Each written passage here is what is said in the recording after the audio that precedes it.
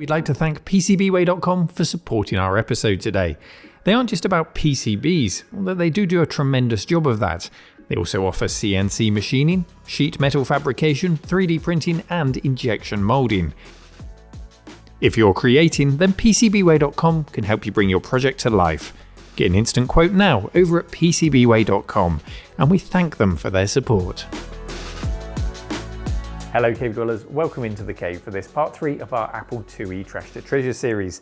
We've got some modern upgrades to install today, which is why it's sat behind me proudly but with its top off. So we're going to dive in and install some upgrades, as well as what some of you might consider to be a downgrade, but I think it's a good thing. We'll come on to that shortly.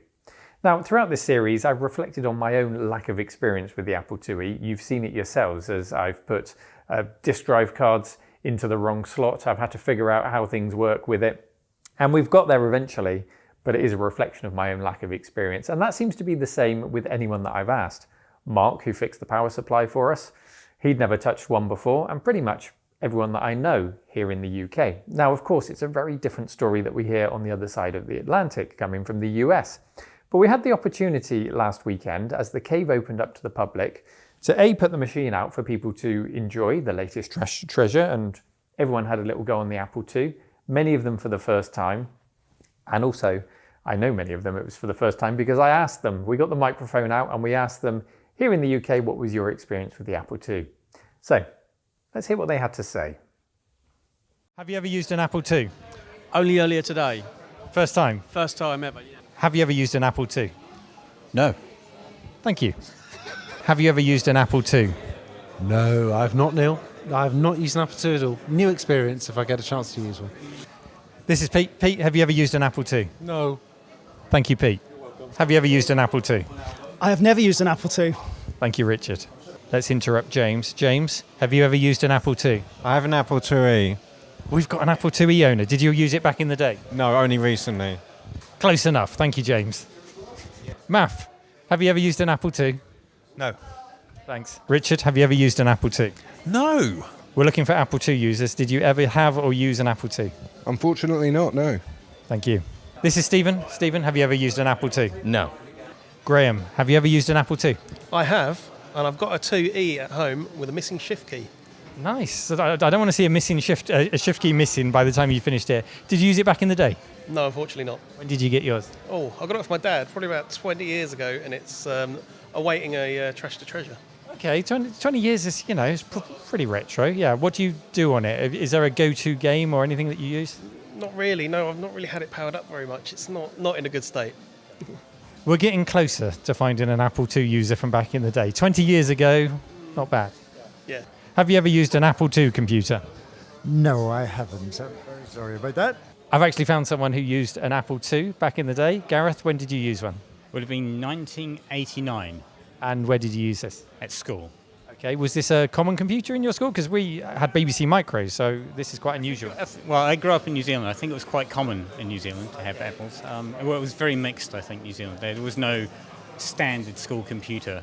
Okay, so you can't remember, there wasn't any kind of school subsidy to help with buying computers that you know of or anything like that? Not that I know of. There were probably local deals with computer suppliers and stuff like that. Okay, and what sort of things did you run on the Apple II? What I can remember running a lot on there was Logo. Okay. So we didn't have the robotic turtle or anything, but we drew patterns on the screen, and also I think basic programming as well. So it was very, very sort of simple programming lessons. There we go. I was going to say we found an Apple II user in the UK, but this was in New Zealand at the time, so an Apple II user at least. Thank you, Gareth. This is Stu. Stu, have you ever used an Apple II? No, I haven't, but I've drawn one. Alison, have you ever used an Apple II computer? No, I haven't. Have you ever used an Apple II? Very long time ago, yeah. When I was learning computers and spreadsheets and all those kind of things, I remember it kind of mind being blown because it was the first time I actually ever used a spreadsheet, trying to get all of the mathematics and all of the formulas, and it's where you start to feel like a developer. Even though you got equals, sum, equals. And this was in the UK? This was in the We've actually found someone that used an Apple II back in the day in the UK. Everyone else has said no, except for one person in New Zealand. I was going to say, does my accent sound American or something? This is back in when the government were trying to do some of the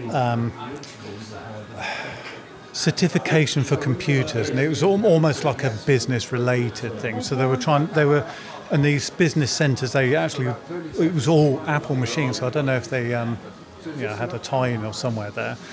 So it was all business level computing that they were doing. So we would have a look at, and I can't remember the word processor that we were looking at. So the spreadsheets, there were some very boring vanilla like finance packages that we had to learn.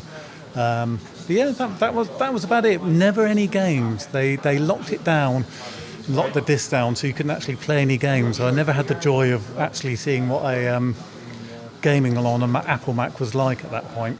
Well, we've got some game discs there, so we can change all that today for you. I am definitely going to be having a go, but all of these guys are kind of stopping me at the moment. But An interesting range of opinions there, I thought. It was nice to hear Gareth's opinion from New Zealand, in which he mentioned that it was one of the educational computers used in schools over there. And that tallies with some of the comments that I get from our US viewers on our previous episodes, who mentioned a lot that the Apple II, not just the IIe, but the whole range was used in schools. So it's interesting to hear that's how it was used over there. But on the whole, that's a flavour of Apple II usage here in the UK. I think that's pretty representative. And if you've got any further thoughts on your own experiences with the Apple II, please do leave a comment, especially if you're in the UK. So let's get on with both our upgrades and our downgrades. We'll start with our upgrade first. I've got on the desk here something I'd like to show you. This is a reactive microdrive turbo. It's very kindly sent in by Tim, who is an avid Apple II fan. So thank you, Tim, for sending this in. What it is an IDE adapter. So we can pop that off. There you go. You can see the card on its own there. It's got an IDE port there. The only thing we've done with it is that we've made sure that we've flashed the firmware here to work with the Apple IIe. There are two types of firmware for this particular card. So we've made sure we've got the right one. You could buy it with the correct firmware already on there, so you don't need equipment to do that. That's pretty much it. We've got a regular bog standard compact flash to IDE adapter here. This did come with the card, which is nice because it means you know it's compatible. Sometimes these things get a bit weird. The compact flash cards themselves can be incompatible with the adapter. So it's just nice to know that it all works. And that's it. That is our Apple II hard drive. Feels kind of funny putting a hard drive, particularly a solid state based one, in a machine that has its roots in 1977. But let's do it anyway. So here is the machine. We're going to put it into one of the expansion slots. Now what I've learned along the way is that of the 7 expansion slots that we've got here, we learned that into slot number 6 has to go the disk drive controller, so that's in there. But apparently if we put something into slot 7, it will always try to auto boot from the highest slot first. We're just going to slot it in. It's so easy to upgrade this thing.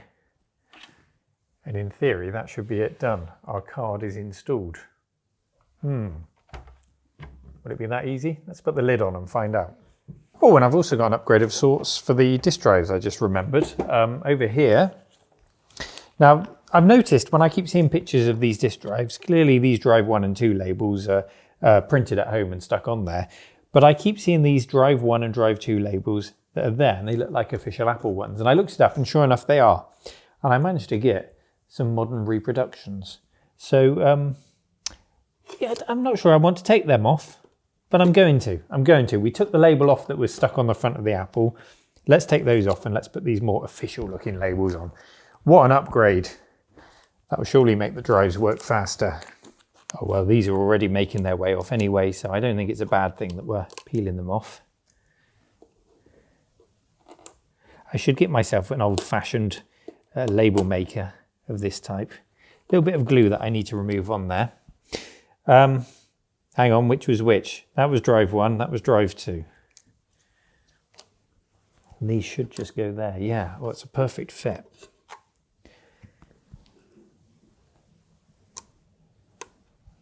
There we go, label 1. It's still got a protective film on the front.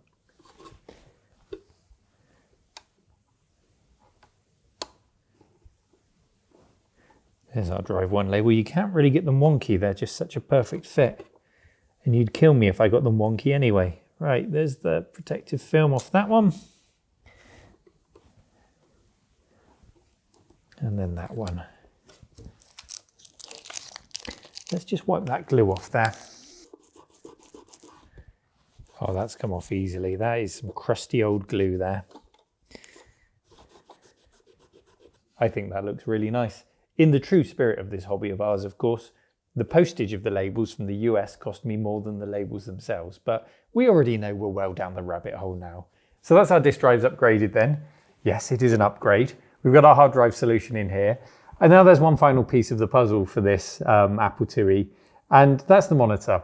When it first turned up, you'll remember it was donated with a green screen Kaga branded monitor. Here it is on the screen here. And there's just something about green screen monitors that I like. For some reason, I really want to use the green screen monitor on this, the Kaga or otherwise. Now the Kaga wasn't working, so I gave it to our friend Rob. He's all the way up at the other end of the country in Manchester, so he put together a little video on his own channel. You can go and watch the full repair process of this monitor, and he did manage to revive it. Not only that, he managed to calibrate it as best he could, get the best picture he could on there. He really does know his stuff when it comes to CRTs.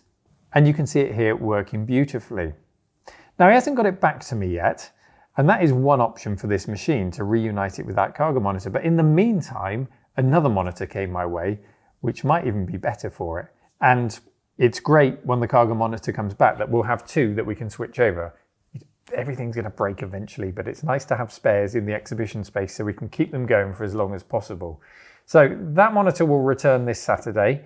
But in the meantime, take a look at this. This is a period authentic Zenith branded monitor, ZVM-121-EV. I think that means it's a 12-inch monitor. Let's get it out of the box because you're going to really love this. That is just lovely looking. It's a little bit dirty, it needs a wipe down and it's got some dust on it, but it's about the same width as the Apple II. Let's pop it on top. Oh, it's almost exact and it's the right color and everything. How good does that look? That was made to be on top of that Apple. Disk drive's next to it. It's perfect. Let's give it a quick wipe down and then we can put our upgrades to the test. And well, I must make sure I remember to switch it back to monochrome rather than color with the switch inside.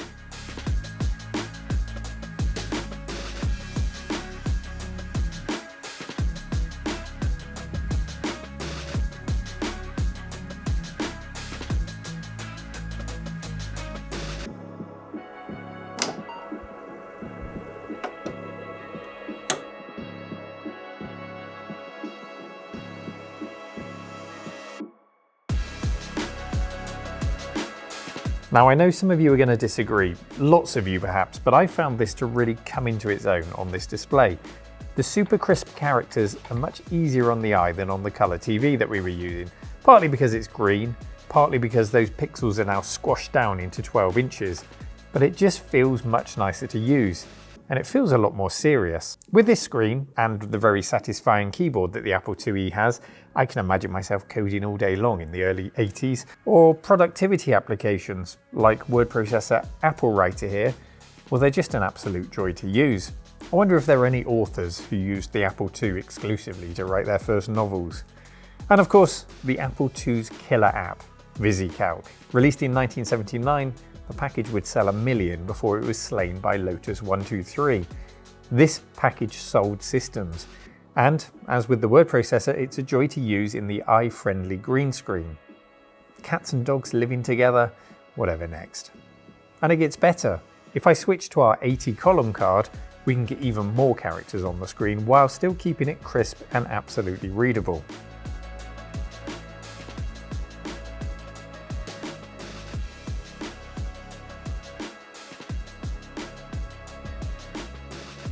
What about our compact flash hard disk upgrade then?